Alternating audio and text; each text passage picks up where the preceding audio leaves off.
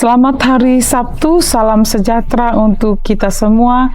Selamat bertemu kembali dalam Suara Konsistori HKBP edisi 12 April tahun 2025. Marilah kita awali dengan bernyanyi dari buku nyanyian HKBP nomor 475 ayat 1 sampai ayat 2 dengan judul Aku Ikut Kau Selalu.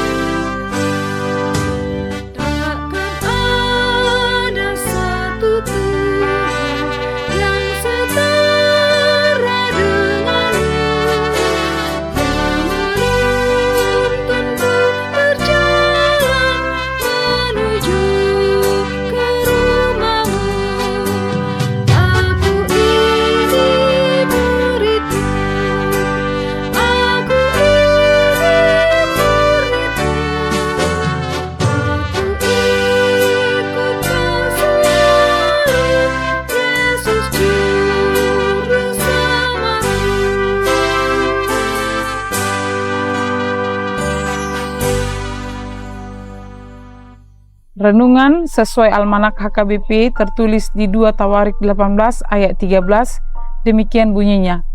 Tetapi Mika menjawab, demi Tuhan yang hidup, sesungguhnya apa yang akan difirmankan Allahku, itulah yang akan kukatakan.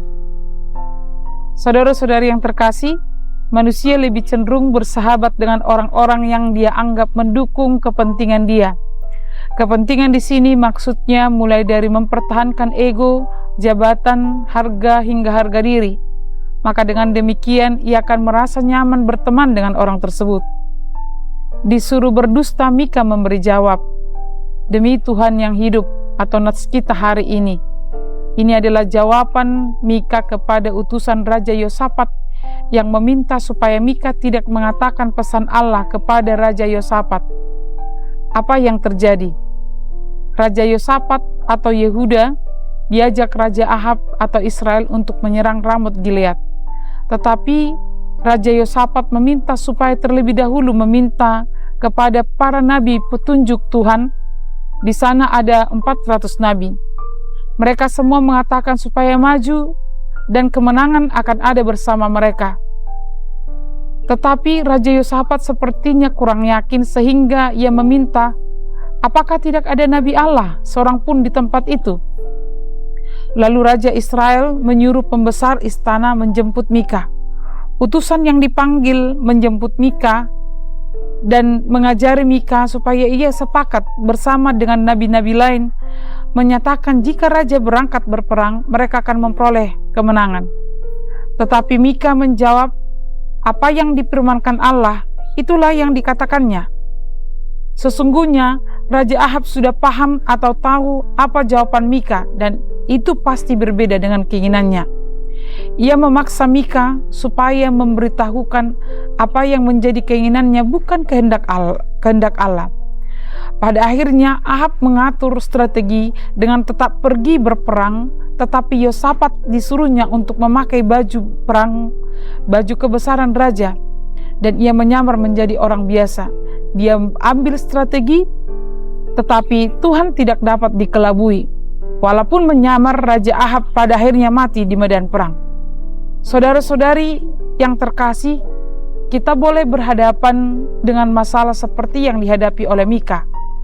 Maka apa yang harus kita lakukan? Sama seperti Mika, dia lebih mengutamakan apa yang dikatakan oleh Allah, bukan mendengar suara banyak, apalagi bukan mendengar orang-orang yang lebih dekat dengan dia.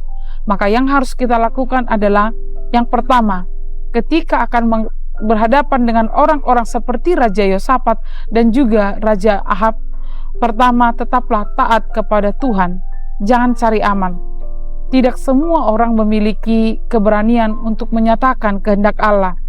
Boleh karena teman dekat, sehingga jadi agak takut menyinggung perasaannya, akhirnya cari aman sendiri. Boleh juga karena cuek, urusannya yang lain itu. Jikalau dia ketahuan, kan malu sendiri dia. Takut merugikan diri sendiri, atau takut kena fitnah, atau takut terhadap teman, sehingga dia terlalu menjaga perasaan teman, tetapi tidak menjaga kesemuliaan Tuhan. Belajar dari Mika, walau dia dibenci raja dan terasing, ia lebih tunduk kepada apa yang dikatakan Allah daripada manusia. Firman Tuhan mengatakan di Kisah Rasul 5 ayat 29, kita harus lebih taat kepada Allah daripada kepada manusia. Saudara-saudari yang dikasihi oleh Tuhan Yesus Kristus, pada masa-masa pasion ini juga kita diingatkan untuk meneladani Yesus Kristus yang menjalani penderitaan untuk menunjukkan ketaatannya kepada Allah. Yang kedua, mintalah keberanian untuk mengatakan kehendak Tuhan. Di dalam diri kita ada sifat alamiah yang takut.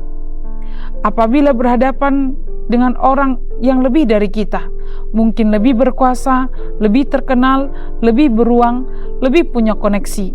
Berhadapan dengan ini, kita mungkin akan ciut atau ragu, dengan sendirinya akan mengikuti arus. Maka, supaya kita dapat melakukan kehendak Allah, mengatakan yang benar, mintalah hikmat dan kekuatan dari Tuhan, supaya kita nyatakan firman Tuhan, sehingga teman-teman kita atau saudara kita, atau orang yang di sekitar kita, yang sudah mulai melenceng, dia sadar dari kesalahannya dan terselamatkan. Selamat beristirahat di akhir pekan, berkumpul bersama dengan keluarga, dan mempersiapkan diri untuk ke gereja bersekutu di hari Minggu. Amin. Kita bernyanyi dari buku ND nomor 262 ayat 2, Jehovah Tuhaki.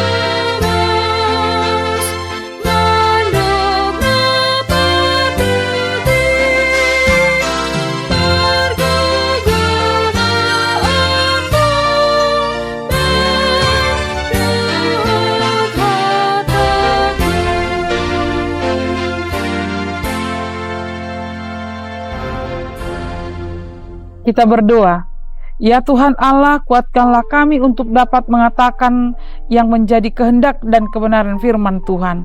Amin.